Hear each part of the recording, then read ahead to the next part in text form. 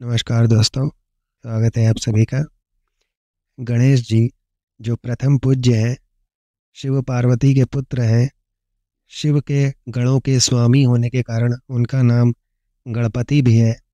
ज्योतिष में इनको केतु का देवता भी माना जाता है और जो भी संसार के साधन हैं उनके स्वामी श्री गणेश जी ही हैं। हाथी जैसा सिर होने के कारण उन्हें गजानन भी कहा जाता है। गणेश जी का नाम हिंदू शास्त्रों के अनुसार किसी भी कार्य के लिए सबसे पहले पूजा जाता है, इसलिए उन्हें प्रथम पूज्य भी कहते हैं। गणेश जी की उपासना करने वाला संप्रदाय गणापत्य कहलाता है।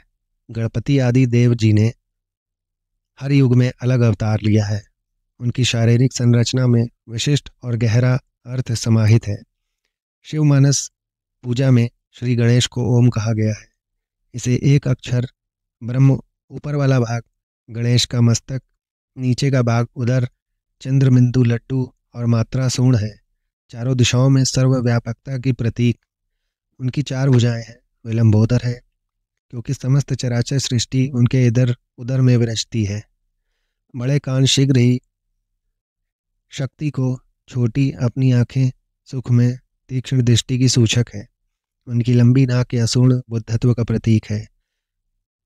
गणेश जी का जन्म कैसे हुआ, वो कौन है, किसके अवतार हैं, उनका कटा हुआ सर कहाँ चला गया, किसने काटा, क्यों काटा, ये गणेश जी की कथा बड़ी अद्भुत है।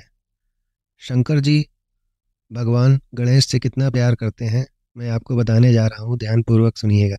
आप सभी ने जो पुरातन कहानी सुनी है उसमें सभी को यही पता है कि शंकर जी ने गणेश जी का सर काटा था। अन्य पुराणों में कहीं पर ये लिखा भी है कि शंकर जी ने गणेश जी का सर काटा था क्रोधवश, क्योंकि गणेश जी उसी समय माता पार्वती की सेवा में थे।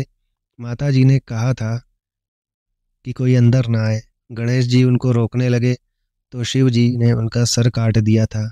ये कथा भी सत्य है कि शंकर जी ने गणेश जी का सर काटा था, लेकिन उसके अतिरिक्त यह कथा भी सत्य है कि शनिदेव की दृष्टि पड़ते ही उनका सर खंडित हो गया था। अब ये दोनों कथाएं सत्य कैसे हो सकती हैं, मैं आपको बताता हूँ। गणेश जी का जन्म कोई एक बार नहीं हुआ है। हर कल्प में गणेश जी का जन्म होता है और हर कल्प में, जैसे प्रधानमंत्री 5 साल के होते हैं, प्रधानमंत्री का एक पद होता है, इसी प्रकार गणेश जी का भी एक पद है। उसे उस पद पर आज आप बैठे हैं। जब आप गणेश जी बनेंगे, पार्वती जी पिछली बार सती थीं तो उनका जन्म पार्वती के रूप में हुआ। इससे पहले भी माता पार्वती के कई जन्म हो चुके हैं।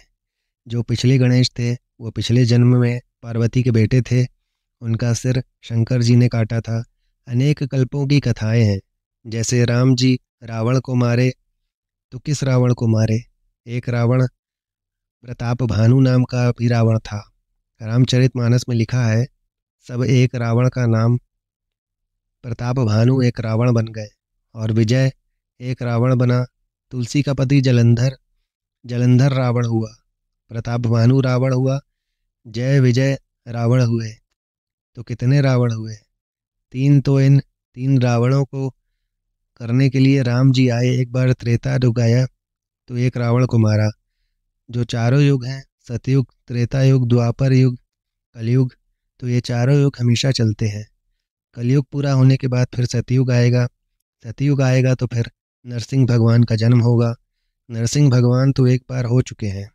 अब अगला सतयुग आएगा तो फिर नरसिंह भगवान आएंगे प्रहलाद के लिए, पर उस समय प्रहलाद कोई और होगा, हिरण्यकश्यप कोई और होगा। पात्र बदलते जाएंगे पर लीलाएं वही होंगी। ये रामचरितमानस में लिखी है तीन रावण की कथा। जब भी त्रेता युग आएगा तब तब राम जी आएंगे रावण को मारने के लिए। इसी प्रकार एक बार गणेश जी का सर शंकर जी ने काटा।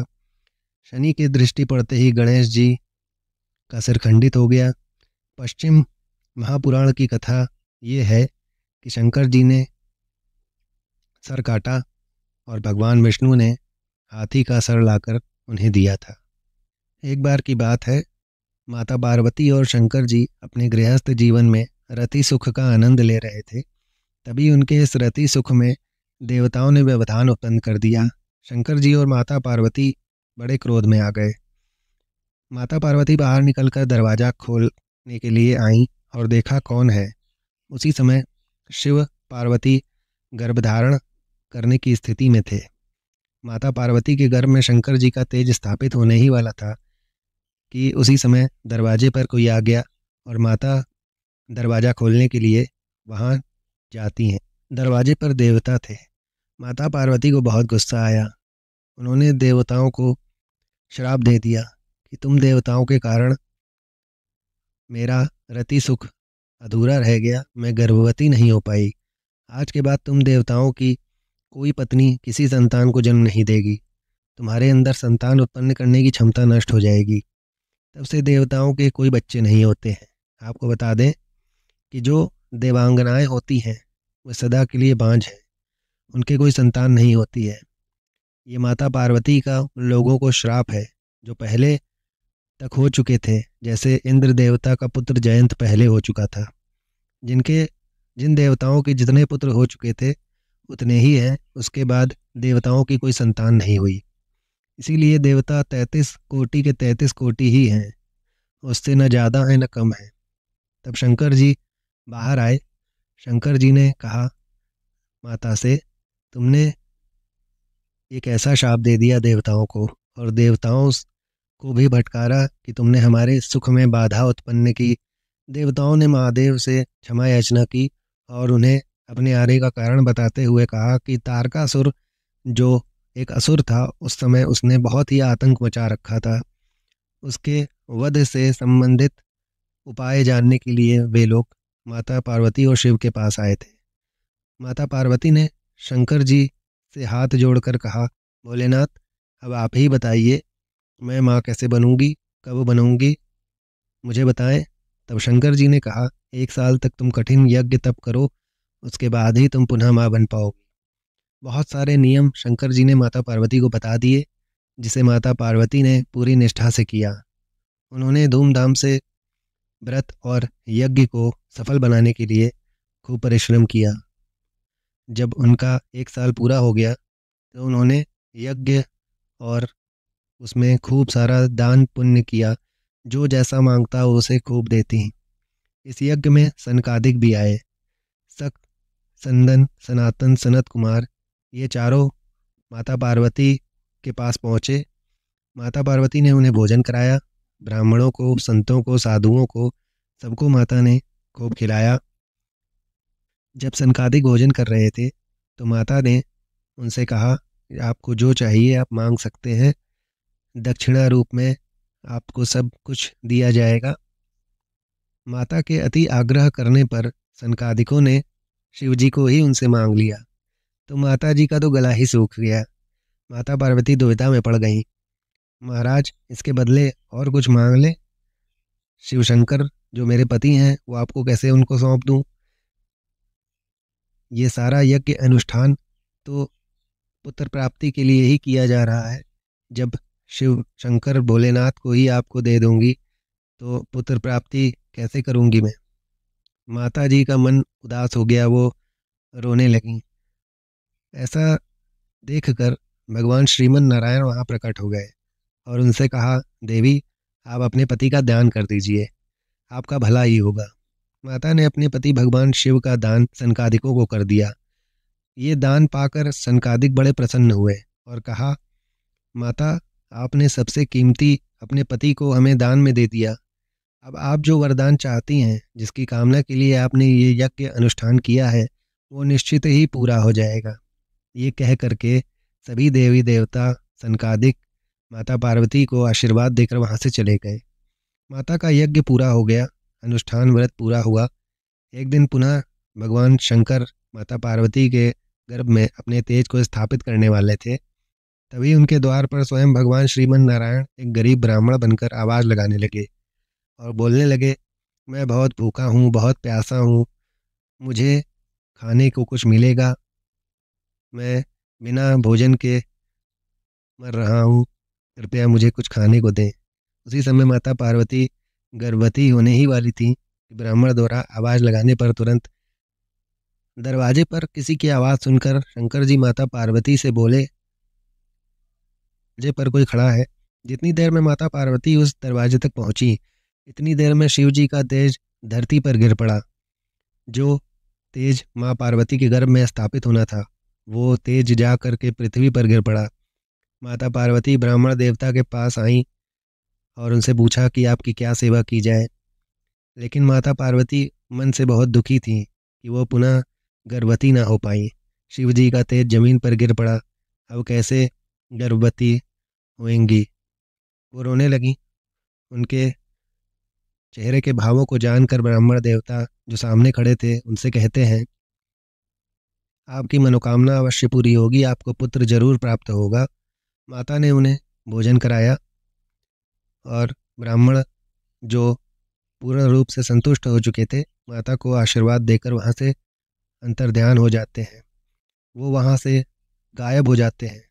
माता रानी जैसे ही अंदर बिस्तर पर जहाँ वो बैठी हुई थी वहाँ पहुँचती हैं, तो वहाँ उन्होंने एक बालक को पाया।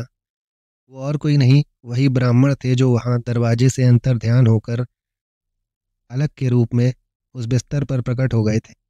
तभी वहाँ आकाशवाणी होती है और वो माता पार्वती सुनती हैं कि आपको पुत्र की प्राप्ति हो गई है। आप जो अपने पुत्र को पाना चाहती थीं, ये वही बालक है। ये बालक और कोई नहीं, स्वयं श्री कृष्ण स्वयं नारायण थे, जो गणेश के रूप में वहाँ प्रकट हो गए थे। माता पार्वती इस नन्हे से बालक को देखकर रोने लगती हैं। के मन में करुणा और ममता जाग जाती है। उन्होंने उस बालक को देखा जो बहुत रो रहा था। रोते रोते वो अपने मुंह से ऊ माँ ऐसी आवाज़ें निकाल रहा था। हम सभी को पता है कि माता का नाम उमा भी है। माता ने उस बालक को उठाया जो बहुत रो रहा था, उसे दूध पिलाया। इतने में वहाँ शंकर जी आए और सारी लीला उन्होंने अपनी अंतर्दृष्टि से जान ली। गणेश जी साक्षात भगवान कृष्ण के ही अवतार है, ऐसा ब्रह्म वैवर्त पुराण में भी लिखा है। कई लोग कहते हैं कि माता पार्वती ने भगवान शिव के और अपने मैल से गणेश जी को बनाया था, परंतु पुराण में लिखा हुआ है कि भगवान श्री कृष्ण ने ही माता पार्वती के पुत्र के रूप में गणेश रूप में अवतार लिया था। इस प्रकार गणेश जी का जन्म हुआ। गणेश जी के जन्म होते ही पूरे कैलाश में उत्सव का महोत्सव हो गया कि माँ पार्वती माँ बन गई हैं। उनको ऐसा प्रतीत ही नहीं हो रहा था कि वो बालक उनके गर्भ से उत्पन्न नहीं हुआ है। हम आपको बता दें कि भगवान योनि से पैदा नहीं होते हैं। भगवान को अयोनिज कहते हैं, अर्थात जो योनि से पैदा ना हुआ हो उसे अयोनिज कहते हैं। भगवान हमेशा प्रकट होते हैं, जैसे कि गणेश जी प्रकट हुए। आनंद उत्सव में पार्वती के पुत्र को देखने दूर दूर से बहुत लोग आए। सभी ऋषि मुनि देवता वहाँ पधारे, जिसमें शनिदेव भी आए थे। शनिदेव अपना मुंह लटकाकर एक ओर खड़े थे। माता पार्वती ने उनसे कहा, सभी ने मेरे पुत्र को आशीर्वाद दिया है, तुम भी इसे आशीर्वाद दो। शनिदेव उस बालक पर अपनी दृष्टि नहीं डालना चाहते थे, परंतु शनिदेव माता से आग्रह करते हैं कि मेरी दृष्टि पड़ते ही कुछ अपशगुन न हो जाए। माता ने शनिदेव की इस बात पर ध्यान नहीं दिया और जैसे ही शनिदेव ने गणेश जी पर दृष्टि डाली, गणेश जी का सिर धड़ से अलग हो गया। माता पार्वती ये देख कर रोने लगी और शनिदेव को श्राप दे दिया, जिससे सूर्य भगवान बहुत दुखी हो गए, क्योंकि शनिदेव सूर्य भगवान के ही पुत्र हैं। माता पार्वती के क्रोध को शांत करने के लिए वहाँ भगवान श्रीमन नारायण प्रकट हुए। उन्होंने कहा, माता आप क्रोध न करें और शनिदेव को क्षमा करें, इसमें शनिदेव का दोष नहीं है। आपने ही कहा था कि आपके पुत्र को ये देखें और आशीर्वाद दें, ये तो मना कर रहे थे कि मैं उन पर दृष्टि नहीं डालूंगा। माता पार्वती को अपनी गलती का एहसास हुआ। माता ने कहा, ठीक है शनिदेव, आपका शरीर तो भंग नहीं होगा, पर आगे से आप लंगड़ाते हुए चलेंगे। ऐसी मान्यता है, इसीलिए शनिदेव लंगड़े हो गए। ये माता पार्वती का ही श्राप है, इसी वजह से वो लंगड़ा कर चलते हैं। इसके बाद भगवान विष्णु एक हाथी का सर खोजने के लिए जाते हैं और उन्होंने जिस हाथी का सर काटा था, अपने बल और शक्ति से उसे दूसरा सर लगा दिया था। ऐसा उन्होंने इसलिए किया था कि जिस हाथी का उन्होंने सर काटा, उस हथिनी ने उनसे प्रार्थना की कि आप हमारे पति का वध करके उनका सर काट कर ले जा रहे हैं, ये तो बहुत अन्याय है। भगवान विष्णु हाथी का सर लेकर आते हैं, जिससे गणेश भगवान पुनः जीवित हो जाते हैं और माता पार्वती और सभी लोग प्रसन्न हो जाते हैं। इस प्रकार से गणेश जी के जन्म से संबंधित दो कथाएं प्रचलित हैं, जिसमें एक में भगवान शिव ने उनका सर काटा था और दूसरे में शनिदेव की दृष्टि पड़ने से उनका सर धड़ से अलग हो गया था। ये दोनों कथाएं अलग अलग महापुराणों में लिखी हुई हैं। बोलो गणेश भगवान की जय। ये गणेश जी के जन्म की कथा है। गणेश जी को माता पार्वती ने अनेक आशीर्वाद दिए। गणेश जी जो भगवान श्री कृष्ण के ही अवतार हैं, इसीलिए उन्हें विघ्न विनाशक भी कहा जाता है। मित्रों, अगर आपने हमारे चैनल को सब्सक्राइब नहीं किया है अभी तक, तो कृपया हमारे चैनल को सब्सक्राइब करें। और अगर यह कथा अगर आपको अच्छी लगी हो तो इस वीडियो को लाइक करिएगा और हमारे चैनल को ज़रूर सब्सक्राइब करिएगा और शेयर करिएगा। धन्यवाद मित्रों। कमेंट में श्री गणेशाय नमः, ओम गंगणपत्याय नमः, गणपति बप्पा मोरया ज़रूर लिखिएगा।